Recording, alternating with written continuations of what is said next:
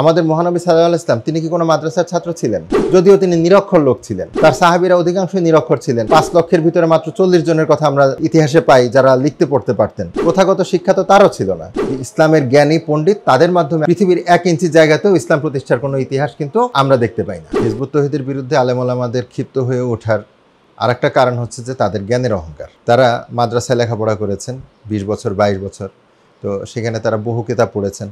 তাদের ধারণা হচ্ছে যে এই মাদ্রাসার বাইরে যারা আছেন তারা সম্ভবত ইসলাম সম্পর্কে কিছুই জানেন না এবং তাদের পক্ষে জানা সম্ভব না। হিজবুত তৌহিদের যিনি প্রতিষ্ঠাতা আমাদের ইমামুজ্জামান, তিনি মাদ্রাসার ছাত্র না, এবং আমাদের বর্তমানে ইমাম যিনি জনাব হোসেন মোহাম্মদ সেলিম, তিনিও মাদ্রাসার ছাত্র না। তো সুতরাং তারা এক কথায় যখন তারা ইসলামের কথা বলেন তখন তারা বলে যে উনি ইসলামের কি জানেন, উনি তো মাদ্রাসাতেই পড়েন নাই। এই যে বদ্ধমূল ধারণা যে মাদ্রাসা ছাড়া ইসলাম জানা যাবে না, একজন জেনারেল এডুকেটেড মানুষ সে কোনোভাবে ইসলাম জানতে পারবে না, এই কথাটা সম্পূর্ণ অন্ধত্ব। কারণ মাদ্রাসাতে যে বইগুলো পড়ানো হয়, যে সিলেবাসটা পড়ানো হয়, সেই সিলেবাসটা তো আমি বাজার থেকে বই কিনে আমি পড়তে পারি না। আমাকে মাদ্রাসাতেই কেন ভর্তি হতে হবে? ওই বইগুলো তো আমিও পড়তে পারি। আমাদের ইমামুজ্জামান তিনি যে পরিমাণ বই পড়েছেন জীবনে, আপনারা ভাবতেও পারবেন না। অন্তত 7 থেকে 8টা আলমারি তিনি রেখে গেছেন যেগুলো সম্পূর্ণ গাদানো বই। প্রত্যেকটা বই আপনি খুলে দেখেন, প্রত্যেকটা বই তিনি এমনভাবে আন্ডারলাইন করেছেন, 2-3টা রঙের কালি দিয়ে তিনি বিভিন্নভাবে আন্ডারলাইন করেছেন এবং খুঁটায় খুঁটায় পড়া ইসলামিক বইয়ের বাইরে আরও জেনারেল নলেজের বিভিন্ন বই, ইতিহাস বই, অর্থাৎ মাদ্রাসাতে যেগুলো শেখানো হয় সেগুলো, এবং বিভিন্ন ইসলামিক পণ্ডিতদের যত বই আছে তিনি কালেক্ট করে তিনি সেগুলো বাংলা ভাষায়, ইংরেজি ভাষায় তিনি অধ্যয়ন করেছেন, পড়াশোনা করেছেন। প্রথাগত যে শিক্ষা ব্যবস্থা, সেই শিক্ষা ব্যবস্থা না পড়লেও যা যা বই আছে সেখানে যা পড়ানো হয় সমস্ত বই তিনি ভালোভাবে পড়েছেন। এটা হচ্ছে একটা দিক। আর একটা দিক হচ্ছে কি, জ্ঞানের মূল দাতাকে, জ্ঞান দেনকে, দান করেন কি, ইসলামের যে সঠিক জ্ঞান, হেদায়েতের জ্ঞান, এটা কার থেকে আসে? সেটা তো আল্লাহর পক্ষ থেকে আসে। তো ইসলামের সঠিক হেদায়েতের জ্ঞান, তৌহিদের জ্ঞান, সেই জ্ঞানটা আল্লাহ যে কাউকে দান করতে পারেন। আমাদের মহানবী সাল্লাল্লাহু আলাইহি ওয়াসাল্লাম তিনি কি কোনো মাদ্রাসার ছাত্র ছিলেন? না। প্রথাগত শিক্ষা তো তারও ছিল না, তার সাহাবীদের ছিল, তাদেরও ছিল না। তাহলে তারা কি ইসলামের জ্ঞান লাভ করেন নাই? আল্লাহ রসুল সাল্লাল্লাহু আলাইহি ওয়াসাল্লাম ইসলামের জ্ঞান পেয়েছেন আল্লাহর কাছ থেকে, যদিও তিনি নিরক্ষর লোক ছিলেন। তার সাহাবীরা অধিকাংশই নিরক্ষর ছিলেন। 5 লক্ষের ভিতরে মাত্র 40 জনের কথা আমরা ইতিহাসে পাই যারা লিখতে পড়তে পারতেন।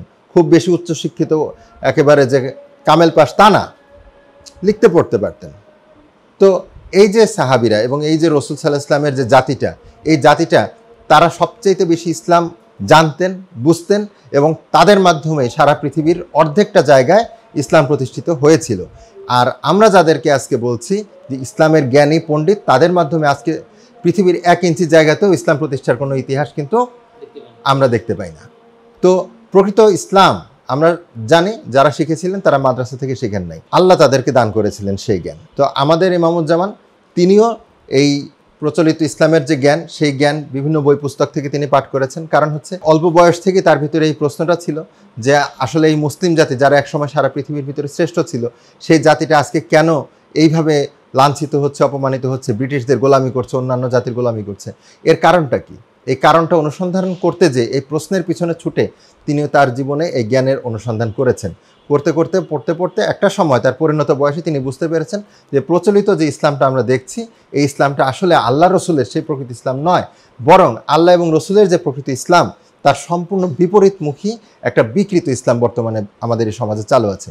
এই কথাটা আমাদের আলেম ওলামা শ্রেণীর অনেকের ভিতরে, যারা সত্যনিষ্ঠ আলেম ওলামা, তারা জিনিসটাকে বোঝার চেষ্টা করেছেন, তারা গ্রহণ করেছেন। কিন্তু যারা ধর্ম ব্যবসায়ী আলেম, তারা কিন্তু তাদের চিন্তাভাবনা হচ্ছে যে সংকীর্ণতা, তারা এটাকে গ্রহণ করতে পারে নাই। যে তারা আমরা এত বছর ধরে যেটা শিখলাম, যেটা আমাদের জীবিকা, এটাকে যদি কেউ নাকচ করে দেয় এবং মানুষ যদি সেটাকে গ্রহণ করে নেয়, তাহলে আমরা খাবো কি?